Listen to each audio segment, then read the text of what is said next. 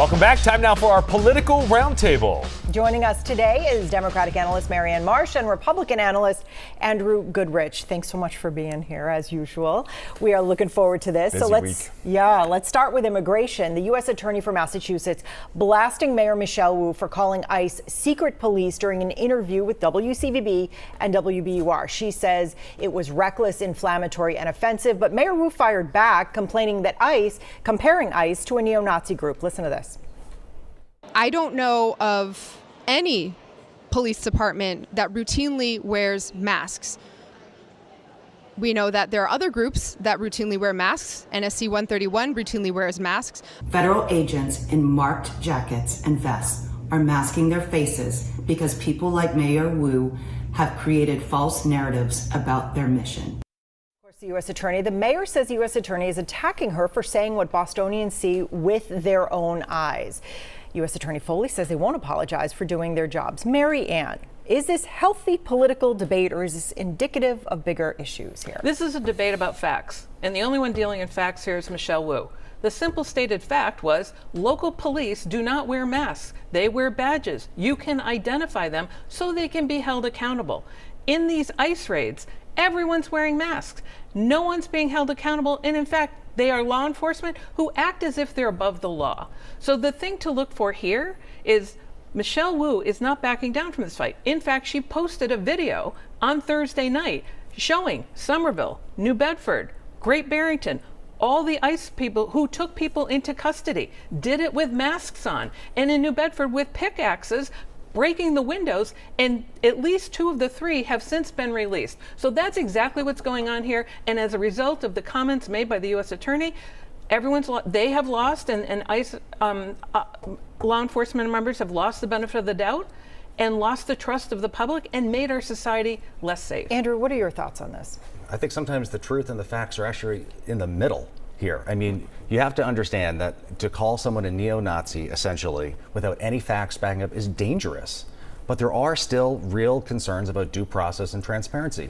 Both of those things can be true, but for Mayor Wu to go out there as an executive and just call people without any evidence, I think is very dangerous as well. She provided the evidence. Let's talk about one of the cases that has certainly raised a lot of questions. If you turned on the news at all in the last week, you saw this as the top story. A Milford teenager was detained by ICE. He's a high school junior. He's an honors student in the Milford High School band, volleyball player. He was on his way to practice. He was released from custody on Thursday. 6 days later, he joined 2 Democratic members of Congress at a press conference shortly after. He's trilingual. He spoke very eloquently about the pretty inhumane conditions in that detention facility where he was there for almost a week.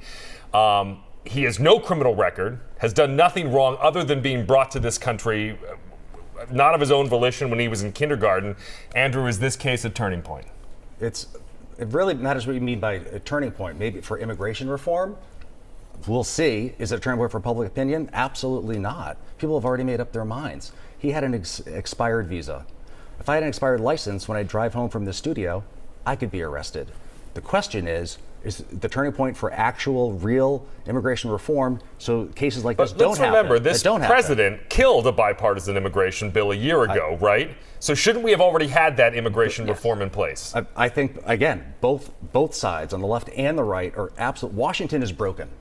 And I'm not claiming that Trump is innocent or either side in this, but both sides have to come together to say, again, if this is the issue, can we actually get there? And I don't have any faith that they will. Marianne. Marcelo didn't even know he wasn't a citizen. He's a kid. He just turned 18. And the officers who arrested him, the ICE officers, knew within seconds he was not his father, who was the one that was targeted. Instead, they brought him into custody in the conditions you described. And by the way, left his 2 teammates by the side of the road to fend for themselves. So he is more American than the people who put him in custody. And he is someone, by the way, one picture that was published, they had the national anthem was playing on his volleyball team. He had his hand over his heart. He's more American than anybody. So a lot of people who say that ICE is doing the right thing here, they point to the numbers that ICE released last week. They said 1,500 arrests in Massachusetts.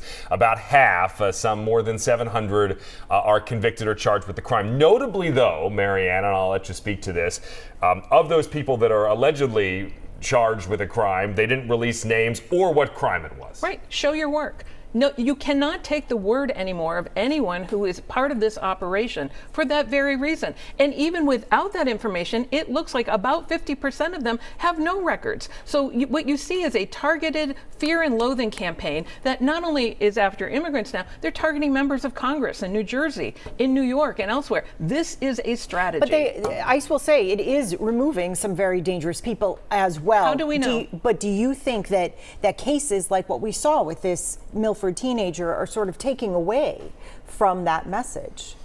I think so. And again, I agree. We should verify and check what's happening. Shouldn't they release names and crimes? Yes. I mean, someday there are some on the website, all 700. I think we there's should a know couple better. dozen at best. Fine, but even so, yes, we should have those names and verify. But if it is true that 700 criminals or people charged are off the streets, we should be celebrating that. That's why, again, we should come to the middle on this to see how to fix this. They need to do better. All right, we talk about this every week, it seems. Escalations between the Trump administration and Harvard.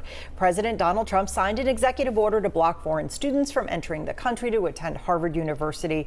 A judge blocked it temporarily. Andrew, what is the end game here? There will never be an end game to this. With Harvard. We're hearing words like vendetta now. Well, yeah, I mean, again, the liberal elite is how, the rest of the country sees Harvard and them thumbing their nose at the Trump voters. They just think they're all a bunch of redneck racists, and that's how they see it. It's gonna absolutely play for him for years and years. Is there an end game? Do you see a light at the end of the tunnel here? This is about whether education in the United States of America survives. And it is education, not indoctrination, which is what Donald Trump wants. He wants to tell Harvard who they can be their students, what they teach, what they say, their activities and everything else. That is not what this country is about. But it has been a 50-year campaign to undermine public education, because the less educated people are, the easier it is to manipulate them. And that is exactly what this endgame is with propaganda and lies. All right, I want to get you quickly before we go to break on some state news. The State House passed a bill that will make big changes to the marijuana industry and the Cannabis Control Commission, which has certainly been in the news and not for the right reasons